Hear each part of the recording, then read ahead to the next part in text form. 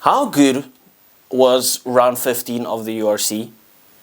Like, it just screams business end of the season. And that's exactly what it is, right? Like, if you look at the passion, how the crowd was up for it, how close the battles were, the amount of fights that there were on the field, the amount of big hits, never say die attitude from the teams, absolutely sensational. So we're going to chat all about it, and my apologies. It got a bit busy right before Easter weekend, so I didn't do a preview of round 15 of the URC, but we're going to do the URC review. So if you do like talking a bit of shit when it comes to rugby, that's basically all I do. There's no real analytical work going into it, just talking from a fan's perspective. So please remember to hit that like and subscribe button. And if you guys want to get even more involved, we launched the Discord server for all fans all across the world to join up. So hit the link in my bio and go crazy out there. Join the Discord server if you want to buy something that I'm affiliated with. Go crazy, right? But anyway, let's just chat about round 15 of the URC. Now, we started off on Friday with an absolute banger between Edinburgh and Sharks. And I know I didn't do a preview, but on paper, the Sharks are a lot stronger than Edinburgh. Also on the table, right? But Edinburgh will probably be thinking, we let that one slip. That game was there for the taking. If you look at the amount of chances that Edinburgh had in that game, they probably should have scored at least 2 more tries. Now, you can give credit to the Sharks' defense as well. I mean, Andre Esterhuizen keeping up 3 guys in one tackle, ridiculous. But there were so many chances, and the Sharks missed chances as well. I mean, look at the penalties that Jordan Hendrickson missed. I don't know what's wrong with the Sharks, but if you look at on paper how they should have beat them, needing an 82nd minute winner against Edinburgh with probably your strongest team is crazy to me, right? Like, we all know Edinburgh is good. We know they are a tough team to beat at home, especially in that 14,000 seater stadium. Like, I would do anything to go and watch a game there. It just looks like a total vibe, right? Like, that's what I want to do. But still, the Sharks should have won that game on paper, but Edinburgh deserved to win the game on the field. Like, they really let it slip. Edinburgh knew that game was probably there for the taking. And they're sitting in 11th, right, on 37 points. A victory there could have put them on 41 points. The Sharks obviously extend their lead in the top 4 run, right, to 49 points. But a victory there for Edinburgh could have put them in, what's that, 5th spot? It's a tough pill to swallow with only 3 games to go. I'm not too sure what Edinburgh's fixtures are for the rest of the season. Let me actually check. Because Edinburgh always fights for the top 8. Zebre. We'll speak about Zebre in a second, but they've got to travel to Zebre in Parma. And they've got Connacht, which isn't easy. And then Ulster. Oh, it's a tough run-in for... It's a very, very tough run-in for Edinburgh. But, I mean, it is what it is. You'll probably back them to still getting to that top 8 somehow. Because I just can't see them losing all 3 games. But that's the one that got away. Moving on, we had the Lions taking on Benetton. And credit to Benetton, travelling down to South Africa. It doesn't matter who you travel down to in South Africa. It's not going to be an easy game.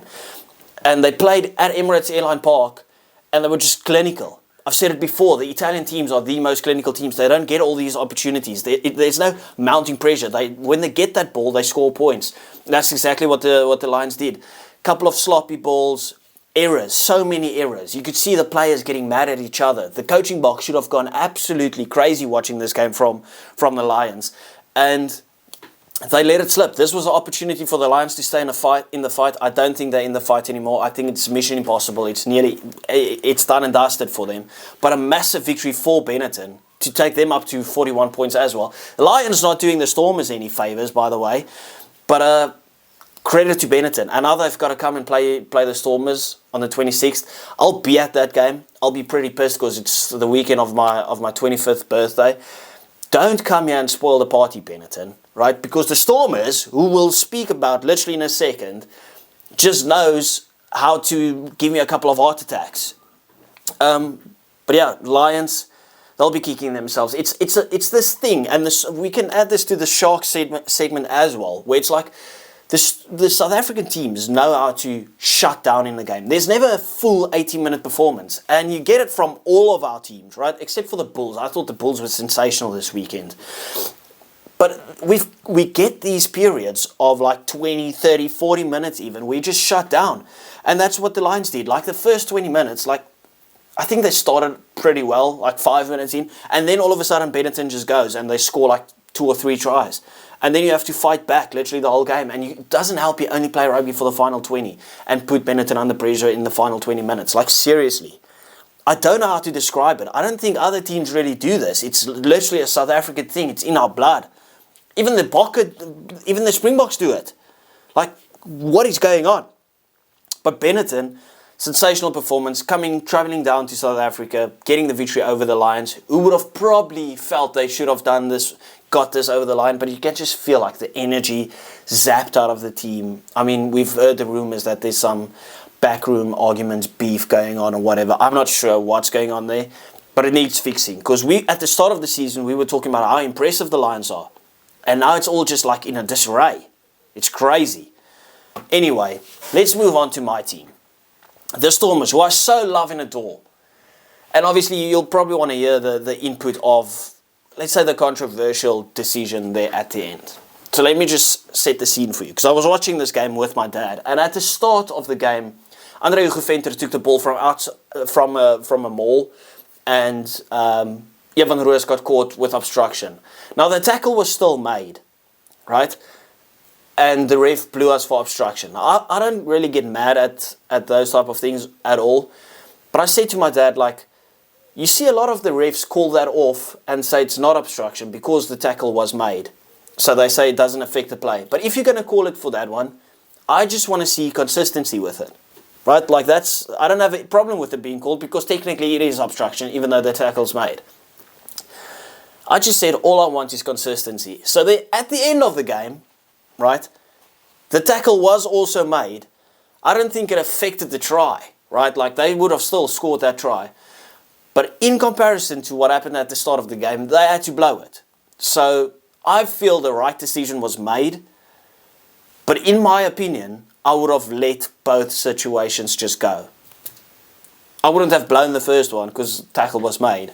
And then the second one, I wouldn't have blown it because it doesn't feel like it affected the game necessarily. Like they didn't take another player out and exploited that gap. Maybe I'm wrong, but that's just my opinion on it. Now, other than that, Connacht still deserved to win the game. Because Sasha Feinberg and Ngomazulu was absolutely sensational. Like a fly-off scoring 3 tries, or hat-trick. Beautiful. But purely on defence, we work so hard for our points, and I've already done my rants before on the Stormers, right? It feels like we only concede soft tries. We score a brilliant try, the kick-off, boom, they just score again. Boom, they just score again. They just score again. Every time we score a nice try, we celebrate. Within 5 minutes, the opposing team scores again. And if you look at the way that Connacht play, John Dobson said it after the game, they are the most attacking team, like on stats based. How can we make the same mistake 3 times, 4 times in a game? It is ridiculous. I love Sleiman Hartenberg, but he got cooked every single time, got caught off guard, shooting inside where they just leave 2 players on the outside. Like, how can we do that every single time in one game? Like, why can't you just say, okay, we're not going to shoot out like this because we keep getting caught there and we're conceding 7 points every single time that we do it? Like, it feels like there was some brain deadness out there. I know the Springboks do it with Cheslin Colby and Kurtley Arendse, but they are some of the most agile, quick players in the world. Hartenberg isn't that. Right? It was mind-boggling to me how you can keep on making the same mistake. Just relax a bit. It felt like we were so rushed at certain points, so disorganized at points. And it's not the first time that defense has let us down. Because I don't want to blame Hartenberg for all of them. Like, there were so many missed tackles. Just randomly missed tackles. Takes you back to that Ulster game where we probably would have felt like we should have won that game. But we just missed a billion tackles. I know I blamed Leland's us then. Right? Like, seriously, it is crazy to me how we miss so many tackles. And what I loved about it was that John Dobson just came out afterwards, and I said this game needs character. I don't mind people going off on the mic or swearing or whatever. That's why I swear, right? He just said, if you're going to defend like that, you can literally just give up. You're not going to get anywhere with it. And there was no sugarcoating around it. He said we didn't deserve to win the game. And whether you love or hate Dobson as a coach, I want my coach to speak like that, right? Even though I don't agree with all the decisions that was made there. But for the Stormers, 5 points, hit and run, unlucky to Connacht, right? Like, they put up a serious performance out there. And when they got the sniff, they took the sniff and they should have probably won the game. But as a Stormers fan, I'm just happy we got it done. Like, holy shit. And there's no more excuses for the injuries or anything. Like, I know Dion Fourie out now again or whatever, but compared to when we actually struggled at the start of the season, I'm not going to blame for the team that we actually could put out there. But it was a tough watch. Like, the amount of heart attacks was crazy. Anyway, Ospreys Cardiff. Before the game, I wouldn't have said that Cardiff would have gotten an easy victory, because Ospreys have hit form. You know, like, I mean, they found themselves last on the table for a little while, and then second last, and then from there they've picked up form again, and this loss has probably stunted some big time momentum. Cardiff with a victory there, going on to 41 points as well, like getting into that 6th spot, giving them even better chances to kind of progress into the top 8. Brilliant for them. Massive victory to travel there and get the victory. For Ospreys, kind of the same WhatsApp group as the Lions. Is it over yet? Probably not. But it's starting to look really unlikely. I didn't manage to watch the game, but I mean, still 17-point victory, while both of you are fighting for the top 8, and you're the travelling team. You'll take that all day long. But then, Munster versus the Bulls. What a game. This felt like an all-on-the-line game. The big hits, the little bit of fights. We even got uncontested scrummages. The Munster had to play with 14 men for like 14 minutes, right? Because of a reffing issue. Not a reffing issue, like just a rules issue, and people didn't pick up on it, which is crazy. But what a game this was. What a joy to watch. I don't support the Bulls by any stretch of the imagination. I probably supported them more in this game than their own fans, and the amount that I supported the Stormers in our game, right? Because we needed the Bulls to win this game, so that Munster just doesn't keep on. Like, I know Munster's going to push up, but this just makes it all so much closer. And the Stormers, we need anything that can probably go our way. And what a game, right? Like, seriously, I think both teams pitched up and gave us an absolute blind of a game. Munster always travels down here, especially at Loftus, to be fair, and Cape Town, and they always get their points. So it was nice to see a South African team just return the favour, because I can't remember if we've ever beat Munster in Ireland. Right, so, but what a nitty-gritty performance by the Bulls, extending their lead, getting to staying in 3rd spot. Well, they aren't closing in on anyone there, but just kind of securing their playoff games to be at home. Brilliant, great performance by the Bulls. Just a joy to watch game. I mean, I was watching this game, and just the amount of big hits, the crowd was up for it. I thought it was very well reffed. Just a good game of rugby. It felt like an international clash. Anyway, and then the final 3 games, Dragons versus Scarlets, could have been closer, but Dragons kind of had 5 minutes to score, let's say 8 points, and then they knocked the ball. It was a good performance by the Dragons. Once again, just getting absolutely nothing from the game. Scarlets, they'll take that in the running for the top 8, 2 points behind the Stormers, who's in 8th place. So it is a big victory for them, but they probably would have thought, let's do it a bit more convincingly. But they'll take it. They've got their bonus point. They got their 5 points. Just take it and run.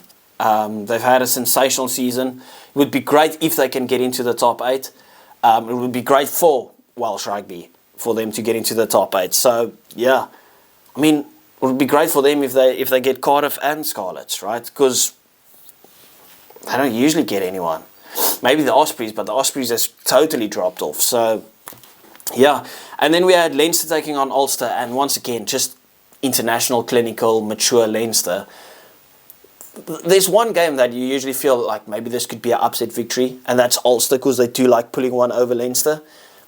41 points to 17 made it look easy. This was light work for Leinster. It's tough, right? Because I don't want to slander Ulster. I mean, Ulster's put up some good performances. Even when was it? Was it in the Challenge Cup, Champions Cup? Might have been. I'm not even sure. I can't even remember. But they've put up good performances. Never say die attitude. And then play against Leinster, and Leinster just absolutely blows them out of the water. Credit to Leinster. I just don't see who's stopping them except for the Stormers. Yeah. And then Zebra would have probably felt they should have got it over the line against Glasgow. Glasgow, they'll take it. They'll take it. Zebra, I mean, they had a couple of try-scoring opportunities, but just couldn't get it over the line. But they've been great. It's not been easy for any team to travel to Palma this season. For me, the big thing is I want them to kick on. Zebra has been great this season. I know they're still in 15th, but in terms of where they were, where they don't even get victories, they're on 27 points. I wouldn't be surprised if they get another win in this last 3 match weeks. And then you look at Benetton. For Italian rugby, that's great. They're travelling to South Africa for internationals. I just want Italian rugby to kick on. This would have been a great victory as well. But I mean, in the end, it is Glasgow. They're still second on the log. It is what it is. Please do remember to hit that like and subscribe button. I do appreciate you guys, and I will see you next time. Bye-bye.